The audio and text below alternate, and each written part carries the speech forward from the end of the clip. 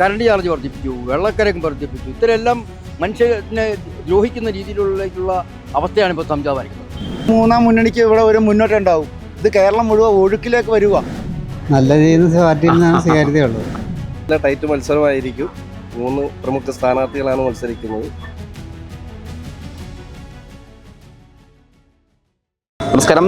കോട്ടയം ജില്ലയിൽ ഏറ്റവും ശക്തമായ മത്സരങ്ങൾ നടക്കുന്ന മണ്ഡലങ്ങളിൽ ഒന്നാണ് വൈക്കം മണ്ഡലം. UDF സ്ഥാനാർത്ഥിയായി കെ ബിനിമോനാണ് ജനവിധി തേടുന്നത്. LDF സ്ഥാനാർത്ഥിയായി പി പ്രദീപാണ്.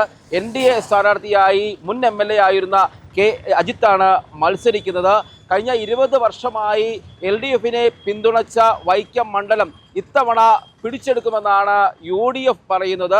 3 യുവാക്കളാണ് ഇത്തവണ നിയമസഭാ തെരഞ്ഞെടുപ്പ് മത്സര രംഗത്തുള്ളതെന്ന് ഒരു പ്രത്യേകത കൂടിയുണ്ട്. നമുക്ക് വൈക്കത്തെ വിശേഷങ്ങൾ അറിയാം.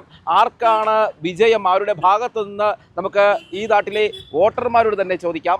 ഇലക്ഷൻ ട്രെൻഡ് UDFിൻ്റെ സ്ഥാനാർത്ഥി ജയിക്കുമെന്നുള്ളതാണ്. ആണോ? ഞാൻ UDFിൻ്റെ പ്രവർത്തകനാണ്. UDF പിടിച്ചെടുക്കും തീർച്ചയായിട്ടും. അതുപോലെ ജനങ്ങൾ അവരുടെ ജീവിതം ദുസ്സഹമായി മാറി. പിന്നെ നിത്യോപസാനങ്ങളുടെ വിലക്കയറ്റം അതൊന്നും ഇവിടെ പറയുന്നില്ല. ഇവിടെ ജനങ്ങളുടെ ഇടയിലേക്ക് ഇറങ്ങി ചെല്ലുമ്പോൾ ആ ജനങ്ങൾ അതിൽ പ്രതികരിക്കുന്ന ആളുകൾ ഈ വിഷയങ്ങളൊന്നും പറയുന്നില്ല. അപ്പം വെറും നിസ്സാരമായിട്ട് നമ്മുടെ ഒരു വീടിനൊരു പെർമിറ്റ് ആവശ്യപ്പെട്ട് പഞ്ചായത്തിൽ ചെന്ന് കഴിഞ്ഞാൽ 422 രൂപ കൊടുത്തിരുന്ന കാലഘട്ടത്തിൽ ഉമ്മൻചാണ്ടിയുടെ ഭരണകാലത്ത് 422 രൂപയായിരുന്നു. ഇതിപ്പോൾ അത് 820 രൂപയായി മാറി. അതുപോലെ പിന്നെ കറണ്ട് ചാർജ് വർദ്ധിപ്പിച്ചു, വെള്ളക്കരം വർദ്ധിപ്പിച്ചു. ഇത്തരമെല്ലാം മനുഷ്യനെ ദ്രോഹിക്കുന്ന രീതിയിലുള്ള അവസ്ഥയാണ് ഇപ്പോൾ സംജാതമായിരിക്കുന്നത്. ഇത് ജനങ്ങളുടെ മനസ്സിലുണ്ട്. ജനങ്ങളപ്പോൾ പ്രതികരിക്കും. ഞാൻ എന്തോ പെൻഷൻ കൂട്ടി എന്ന് പറഞ്ഞു കഴിഞ്ഞാൽ കറണ്ട് ചാർജ് കൂട്ടിയില്ലേ, പെൻഷൻ കൂട്ടിയപ്പോൾ വെള്ളക്കരം കൂട്ടിയില്ലേ. അപ്പം ഒരു പെൻഷൻ്റെ അല്പം പൈസ കൂട്ടി എന്ന് പറഞ്ഞു കഴിഞ്ഞാൽ മറ്റുള്ളതൊന്നും കൂട്ടി ഇതിനേക്കാൾ ഏറ്റവും ഇരട്ടി ഈ പെൻഷൻ്റെ പേരിൽ കിട്ടുന്ന തുകയേക്കാൾ കൂടുതൽ നമ്മളിൽ നിന്ന് മറ്റുള്ള സാധനങ്ങൾക്ക് വിലക്കയറ്റി കൊണ്ട് ഈടാക്കുകയാണ്. അപ്പോൾ അതിനകത്ത് വലിയ കാര്യങ്ങളൊന്നുമില്ല ഈ പെൻഷൻ കൂട്ടിയെ കൊണ്ടുവന്നു. അപ്പോൾ ഇതുപോലെ മനുഷ്യനെ ഏറ്റവും കൂടുതൽ. മാത്രമല്ല, ഞാൻ ദളിത് കോൺഗ്രസിൻ്റെ ജില്ലാ പ്രസിഡൻ്റാണ്. ഇപ്പോൾ ഭാരതീയ ദളിത് കോൺഗ്രസിൻ്റെ കോട്ടയം ജില്ലാ പ്രസിഡൻ്റാണ്.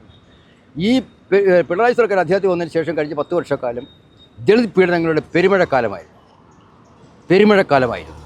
കാരണം പിന്നെ അവർ അധികാരത്തിൽ വരുന്നതിന് മുൻപ് പറഞ്ഞിരുന്നത് എന്തുവാണ്, ജിഷ വധക്കേസ് ഉണ്ടായപ്പോൾ ജിഷ വധക്കേസ് ഉണ്ടായപ്പോൾ പറഞ്ഞത് ഞങ്ങൾ പിന്നെ ഒരു യുവതിക്കും തലയിണ കീഴിൽ വാക്കത്തിയും വെച്ച് കിടക്കേണ്ടി വരുന്ന ഒരു സാഹചര്യം ഉണ്ടാകത്തില്ല എന്ന് പറഞ്ഞ് ജിഷ വധക്കേസ് വിറ്റ് വോട്ടാക്കി മാറ്റി അവർ അധികാരത്തിൽ വന്നു. അധികാരത്തിൽ വന്നതിന് ശേഷം പിന്നെ അങ്ങോട്ട് വന്നത് ദളിത് പീഡനങ്ങളുടെ പെരുമഴക്കാലമാണ്. പിന്നെ വാളയാർ കേസ്, അട്ടപ്പാടി കേസ്, മധു വധക്കേസ്, അതുപോലെ തന്നെ പിന്നെ നമ്മുടെ വണ്ടിപ്പെരിയാർ കേസ്. അങ്ങനെ ഞാൻ പോന്നു കഴിഞ്ഞാൽ പിന്നെ ദളിത് ജനങ്ങളെ ദ്രോഹിക്കുന്ന സംവിധാനമാണ് ഉണ്ടായിട്ടുള്ളത്. ആരെയും സംരക്ഷിക്കുന്ന ഒരു പരിപാടി ഉണ്ടായിട്ടില്ല. പിന്നെ അത് ആ കൊലപാതക കേസ് അങ്ങനെ, പീഡന കേസുകളൊക്കെ അങ്ങനെ. ആഷോയെ പോലെയുള്ള നേതാക്കന്മാർ പറഞ്ഞു, നിനക്ക് പുലച്ചിയെ ചവിട്ടി താഴെ ഇട്ടേച്ച് പറഞ്ഞു, പുലച്ചി നിനക്കൊന്നും ഇവിടെ ജീവിക്കാൻ അവസരം തരില്ല എന്ന് വരെ ആക്ഷേപിച്ചില്ലേ MG യൂണിവേഴ്സിറ്റിയിൽ. അത് പൊക്കോട്ടെ, നമ്മളത് പിന്നെ അതെല്ലാം ഇതിൽ പെടുന്നതാണ്, ദളിത് പീഡനങ്ങളിൽ പെടുന്നതാണ്. അതുപോലെ തന്നെയാണ് കുട്ടികളുടെ പട്ടികവർഗ കുട്ടികളുടെ പിന്നെ ലംസം ഗ്രാൻഡ്, സ്റ്റൈപ്പൻഡ് അതൊന്നും പിന്നെ കൊടുത്തിട്ടില്ല. എല്ലാം ലാപ്സായി കളഞ്ഞു. 640 കോടി രൂപയുടെ രൂപ ലാപ്സായി കളഞ്ഞു. പക്ഷേ ഇവിടുത്തെ പട്ടികജാതി സംവരണ സീറ്റിൽ നിന്ന് മത്സരിച്ച് പോയ ഒരു MLA-മാരും ഒരു MP-മാരും ഈ വർഗത്തിനെ ഇതുപോലെയുള്ള ദ്രോഹിച്ചിട്ട് ഒരാരും നിയമസഭയിൽ ഇവിടുത്തെ പ്രത്യേകിച്ച് വൈക്കത്തെ ആശാര് 10 വർഷം MLA ആയിരുന്നു. അതുപോലെ തന്നെ പിന്നെ ഈ അജിത്ത്, ഇപ്പോൾ അജിത്ത് ഈ പാർട്ടിയിൽ നിന്ന് മാറിക്കഴിഞ്ഞപ്പോഴാണ് അജിത്തിന് ദളിതനാണെന്ന് അവന് ബോധ്യം വന്നത്. അതുവരെ ദളിതനല്ലായിരുന്നു, CPI ഐക്കാരനായിരുന്നു. പോയി കഴിഞ്ഞപ്പോഴത്തേക്കും ദളിതനാണെന്ന് പറയുന്നു കിടക്കുന്നു. അപ്പം പിന്നെ ഏതെല്ലാം രീതിയിൽ പ്രശ്നങ്ങൾ ഉണ്ടായിട്ടുണ്ടോ അന്നൊന്നും ഇവരാരും ഈ വർഗത്തിന് വേണ്ടി ശബ്ദിച്ചിട്ടില്ല, പ്രതികരിച്ചിട്ടില്ല, മുഴുവൻ ചെയ്തിട്ടില്ല. അതുവഴി അതുകൊണ്ടാണ് ഞങ്ങൾ പറഞ്ഞത്, ഞങ്ങൾ ഈ പ്രാവശ്യം ഈ ഭരണത്തെ തൂത്തെറിയാൻ വേണ്ടിയുള്ള എല്ലാ രീതിയിലുള്ള പ്രവർത്തനങ്ങളും ഞങ്ങൾ ശക്തമാക്കി കൊണ്ടുപോകും. വരികയില്ല, NDA വരും. മൂന്നാം മുന്നണിക്ക് ഇവിടെ ഒരു മുന്നോട്ടുണ്ടാവും. ഇത് കേരളം മുഴുവൻ ഒഴുക്കിലേക്ക് വരിക. NDAയിലേക്ക് നരേന്ദ്രമോദിയുടെ സാന്നിധ്യത്തിൽ കേരളത്തെ രക്ഷപ്പെടുത്താൻ ഒരു അവസരം തന്നതാണ്. അതെങ്കിലും ഈ മറ്റ് വോട്ടവകാശികൾ ചെയ്തില്ലെങ്കിൽ നമ്മൾ കേരളം ബംഗാളിനേക്കാൾ വളരെ പിന്നോക്കിട്ട് പോകും. നമ്മൾ സാധാരണക്കാർക്ക് ഇവിടെ എന്താ നേട്ടമുള്ളതുകൊണ്ട് ഇവിടെ വിദ്യാഭ്യാസം ചെയ്യുന്നവർക്ക് പഠിക്കാൻ വല്ല ആ, ജോലി ചെയ്യാൻ. സംവിധാനം ഉണ്ടോ? ജോലി ചെയ്യാനുണ്ടോ? പഠിക്കാനുള്ള സാധ്യതയുണ്ടോ? ഒന്നുമില്ല. പാവപ്പെട്ട പിള്ളേർ 12 ലക്ഷവും 10 ലക്ഷവും കൊടുത്ത് BSc നേഴ്സൊക്കെ പഠിച്ച് വെളിയിലേക്ക് പോയി അവിടെ പഠിക്കും. അവർ അവിടെ വെളിയിൽ പോണവർ ഇങ്ങോട്ട് വരാൻ തയ്യാറാകുന്നുണ്ടോ? ഇല്ല. നമുക്ക് ഇവിടെ എന്തെങ്കിലും ഒരു ഒരു ഒരു ഒരു മാറ്റം വേണ്ടേ? പിണറായി സർക്കാരിന്റെ ഭരണം എങ്ങനെയുണ്ട്? വളരെ മോശം എന്ന് പറഞ്ഞാൽ വളരെ മോശം. മറിയക്കുട്ടി ആ ചട്ടിയായിട്ട് കൊണ്ട് കിടന്ന് അവർ പറഞ്ഞില്ലേ, പശുത്തൊഴുത്ത് ഉണ്ടാക്കണം, സ്വിമ്മിംഗ് പൂൾ ഉണ്ടാക്കണം, ആഡംബര കാറേ പോകുന്നു. ഒരു മന്ത്രിക്ക് ഇതിന് മാത്രം കാർ എന്തിനാ? ഒരു മന്ത്രിക്ക്? ഗൾഫ് രാജ്യങ്ങളിലെ സമ്പന്നരായ ഗൾഫ് രാജ്യങ്ങളിൽ അവരൊക്കെ നടക്കുന്ന എത്ര ഇതിന്മേല ഈ ശബരിമല സ്വർണ്ണക്കൊള്ളയൊക്കെ ചർച്ച ചെയ്യുന്നത്. സ്വർണ്ണക്കൊള്ളയൊക്കെ വളരെ മോശമല്ലേ? അതൊക്കെ എന്ത് കൊള്ളയത്?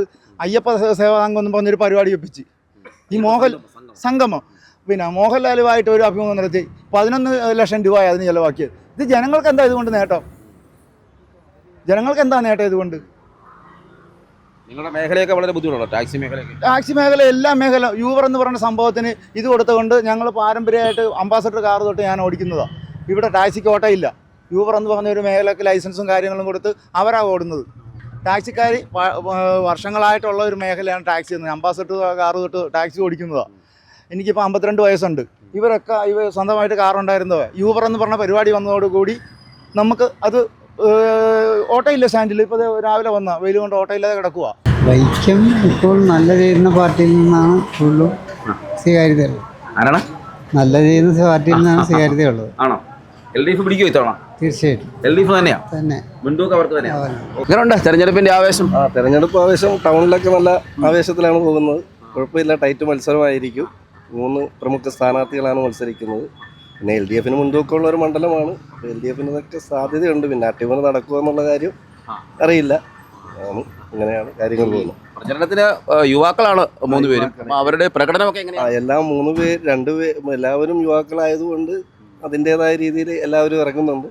അങ്ങനെയാണ് എല്ലാവരും. പിന്നെ വൈക്കംകാരായ സ്ഥാനാർത്ഥികളായതുകൊണ്ട് എല്ലാവർക്കും സുപരിചിതരാണ് എല്ലാവരും. ഈ ചൂട് പ്രചരണമൊക്കെ അതിന് തണുപ്പിക്കുന്നുണ്ടോ? ചൂട് എല്ലാവർക്കും ബാധിക്കുന്നുണ്ട്. ഉച്ച കഴിഞ്ഞൊക്കെയാണ് കൂടുതൽ ആൾക്കാർ പ്രചരണത്തിന് ഇറങ്ങുന്നത്.